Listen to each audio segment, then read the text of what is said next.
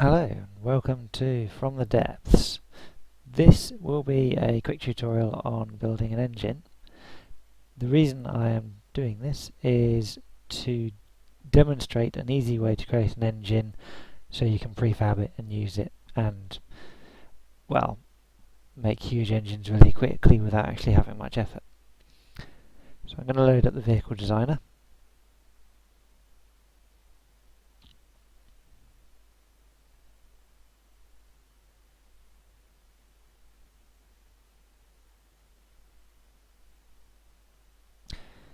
Takes a minute to load. I have a fortress that I've built a rather large amount of weapons on for testing. It has been uploaded to the Steam Workshop.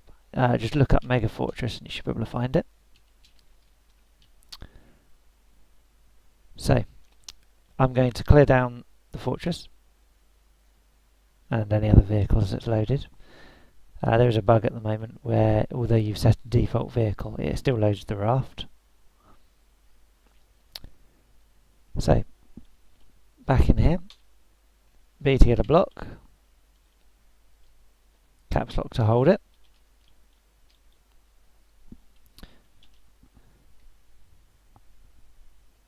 So I'm going to use lightweight alloy, just because it makes it easier to see things. So I'm holding shift to replace the initial block. It gives me a longer piece and it's not wood. Now if I look down the centre, I can create a mirror. So just looking down the centre and pressing N. Nothing appears to happen, but it does work. As you can see, we're now getting mirrored copying from side to side. If I go up, you actually see the centre line appear then, which now won't go away, which is quite helpful. So I'm going to use a combination of building with keyboard and building with mouse. So at the moment I'm in mouse build, which basically means I just place the block where I want with a mouse. And keyboard, which locks the block into place, and you look around. The blue arrows point in the direction it's going to go. So if I just keep clicking now, it's set. If I go across this way, they're done. So we've got a platform to work with. This is quite useful when creating prefabs because you don't necessarily have to have a ship to be able to build it, or a plane or whatever you're going to build. So if I come out of keyboard build mode, I'm going to fill in the centre now. Try and point to the edge of a block. You have to look down into it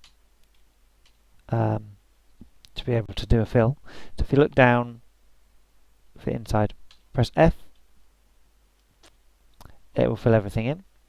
So if I now press escape, it actually speeds it up slightly because it freezes the water, it freezes all the other graphical products. Now this would be faster without fraps running, but I won't be able to show you otherwise. So we now have a platform to work on. I'm going to flip the this block up on its side by holding tab and pressing, not that one, Q. So it gives us a straight up block. Now the reason I do this is because it is easier to create an engine in the air than it is to create an engine on the deck. Plus it means you can rotate the engine a little more easily. So engines come from fuel engines. Funny enough, every engine has to have a fuel engine generator. Okay, because we've rotated, this is also in the same rotation as the previous piece. So if we go back with E, it rotates it to the same level it was before. Note the little green thing on the front of the engine. That's where you want to attach crankshafts to, and I'll explain that in a moment. So if we place this 3 up, not at the top, on purpose, you'll see why later. And a load of crankshafts. Note that I am running in more, so you just keep clicking more until everything is available, so that we have things like adapters available to us. So I'm going to go ahead and build 3 pieces of crankshaft. Next I'm going to add 3 adapters on each side, as I've still got the mirror, I don't need to worry too much. And finally, for our main engine, so that it'll actually work, we need cylinders. So we don't need the adapters, but they make it a lot easier to make a more powerful engine quickly. So if you place on top of the adapter, hold tab and press Q, there we go. On the side, so we've got the pointy bit facing outwards, and then the same again on the bottom. So again, hold tab and press Q, until we end up with something that looks a bit like that. Next, this is the clever part, injectors. Now an injector on one part will give it a boost to that one cylinder, but an injector on two, I'll get the rotation right in a minute, will actually mean one injector provides two cylinders extra power. So this is reducing cost, increasing not efficiency, but increasing power really quickly. And there. It takes a little while to get used to the rotation. Once you've got the rotation though, it becomes a lot easier to do everything. So the next thing I'm going to do is I'm going to put in some carburetors. Now I always try and make sure the white bit faces up. The reason for this is because the white bit is the part if you're ever going to use turbos, so it's useful to know which direction it's facing. I'm not going to be using any turbos in this, so on the bottom I'm making sure it goes down so that it's the same direction as the cylinders. Okay, so we now have quite a basic engine. If I go up to the engine and press Q, we can see how much power it's capable of. This is 6,000 capable. We're not finished yet. And the fuel efficiency. So we can work out how much fuel per unit is required and so on. This isn't a very efficient engine, as you can probably imagine. So if I come out of here, I'm going to make it a little bit more efficient. And I do this by adding where is it? Supercharger. So I add the superchargers on top of the engine like so, and on the bottom.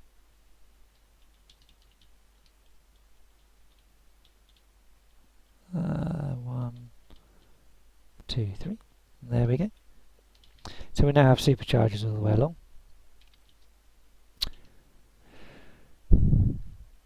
Radiators are quite useful for keeping it cool. It actually means that the engine is less likely to overheat and lose power when it's in use. If you can use a large radiator if you've got enough room, great. If you can't, go with a few small ones. So, note the centre line. I'm going to try and avoid putting it on the centre.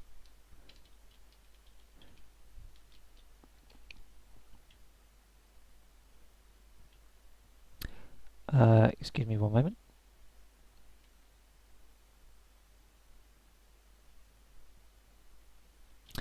Okay, so I'll put the interface back on so we can see. If you go close to it, on the top right, you can see it says radiator connect cylinder to the crankshaft connected. That's all you want, that's all you need. So now we can add in some more radiators to make it pretty.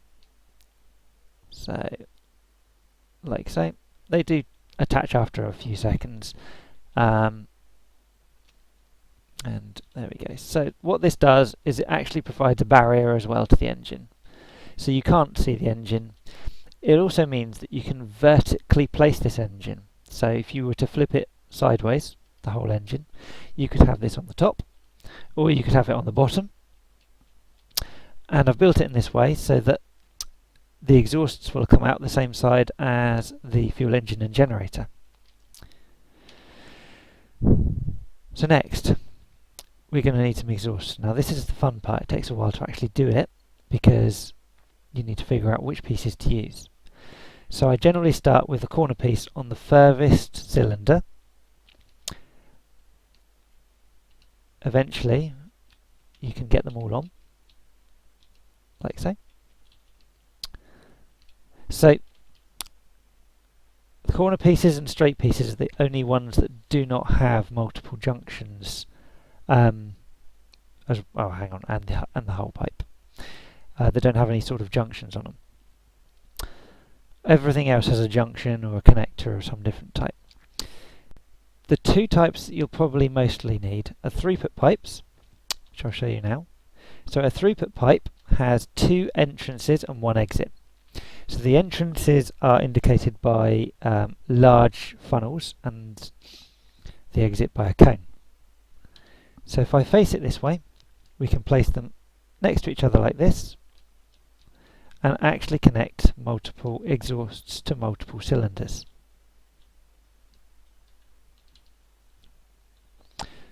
So we now have 3 sets on each side, so that's 6 sets of exhausts. This is a bit of a nightmare because you don't really want to have too many points sticking out of your vehicle. One would be the best. So for this, I'm going to turn a corner for all except the top one. So the bottom one and the side one. I'm going to join them up like so and use a throughput pipe here, facing upward still. One final straight piece. And this is where we need something slightly different. We don't want to use anything with 4 ways or 6 ways. We don't want to use a throughput pipe because there are 2 points but it goes straight up and we really want to try and aim them together to get the last join. We're going to use an L junction pipe. I'm going to use the right hand one, which if I bring out you can see it has 2 entrances, one at the bottom and one on the side and one exit out the other side. And this just perfectly fits here like this, which points our 2 perfectly together. All we need now is a throughput pipe, not a throughput pipe, sorry, a junction pipe.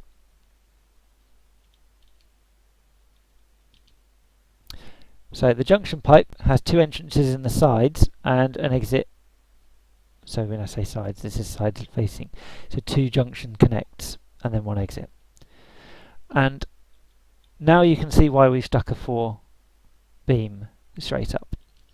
This allows us to stick a hull pipe in like so, so that you don't have to have so many channels going through. You have literally one piece, one engine. So with the radiator, this makes it huge. Without the radiator, the engine's actually not that big. And it's providing 6,000 units of power, cooling, and a hull pipe to go outside. So if I go down to our engine again now, earlier we were getting 77 power per unit of fuel. We're now getting 73. That's increased. However, the lower levels have changed the opposite, so they've gone up, they haven't gone down. So we're now getting 90 power per unit. It was around 80 before at 50%. So as long as you're not maxing it out, you're using less fuel. Note here, you don't need to charge batteries. These only do anything if there are any of them actually attached. Right, so let's come out of the engine. Let's do a quick workout. Calculation rather than a workout. So we've got 3 in length, that's 3 pieces of crankshaft, plus 1 more because of that, so that's 4. Our total width, including the exhaust, I don't know if you've noticed, but I've put that in incorrectly. There we go. Our total piece, including the exhausts, comes to 4 by 3 plus 1, 7. So it's 4 by 7. It's 21. And in height, 1, 2, 3, 4, 5. 21 times 5. Quick bit of maths, try and do it in your head. 105. That's 105 blocks. 105 blocks, not counting the hull exhaust or the holding piece of beam or the radiator.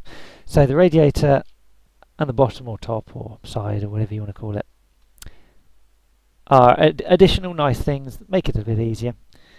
I'm now going to show you how to capture it into a prefab.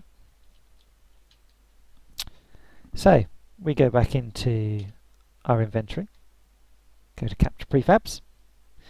I've got a number of prefabs at the moment, some of which are engines.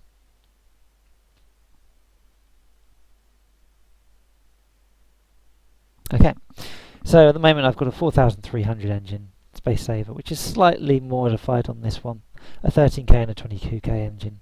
These engines are usable, would be a good way of putting it, but they're larger by quite some way. So I've demonstrated a smaller one which you can duplicate.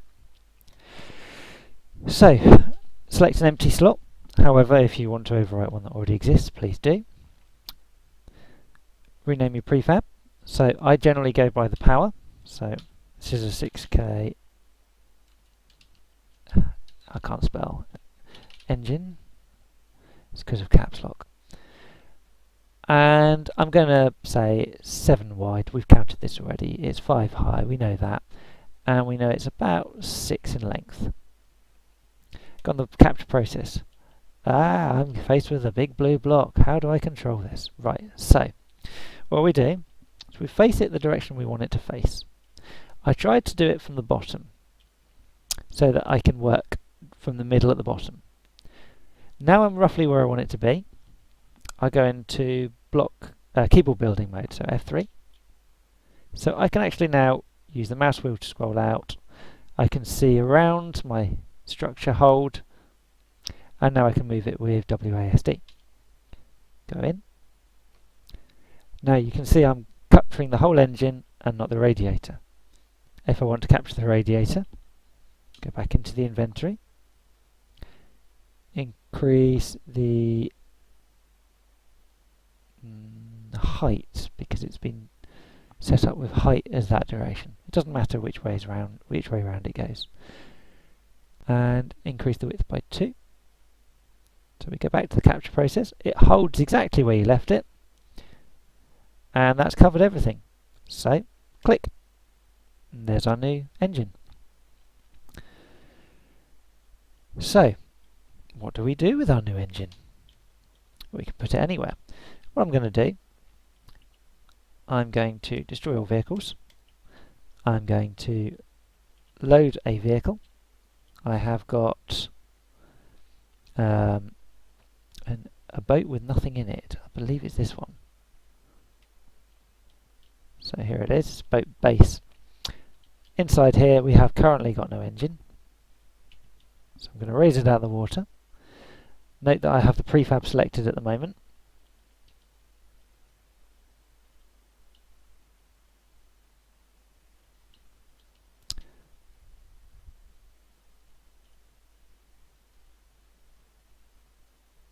So I've gone back in because it was a big purple square.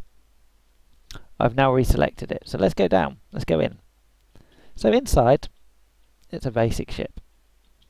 I can't really see around this prefab, so I'm going to get a block.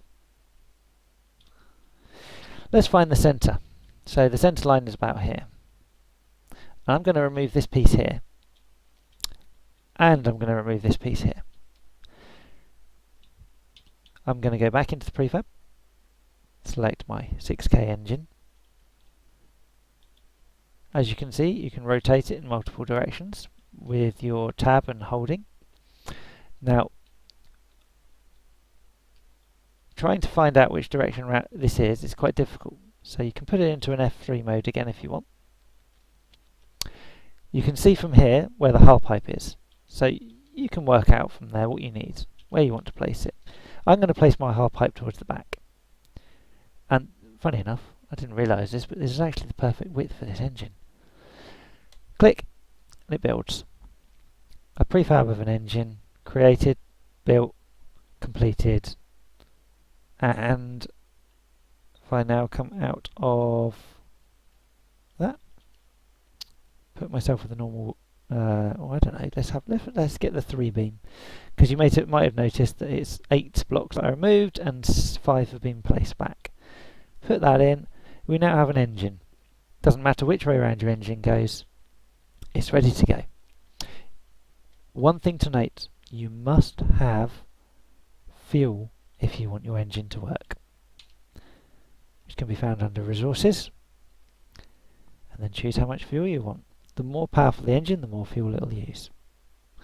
You can put fuel wherever you want, it does not have to be directly connected. And there we have it.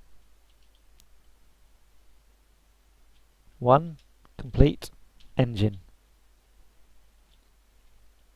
with radiator on top. If I'd made mine too higher, we could have had it protruding out of the top, and we could have had a nice grill area in the base of the boat. So that could be quite a nice feature if you wanted to make a boat with an engine grill near the top that actually works. Just the way I think, but you know, you never mind. You might find something like that. That's it for now.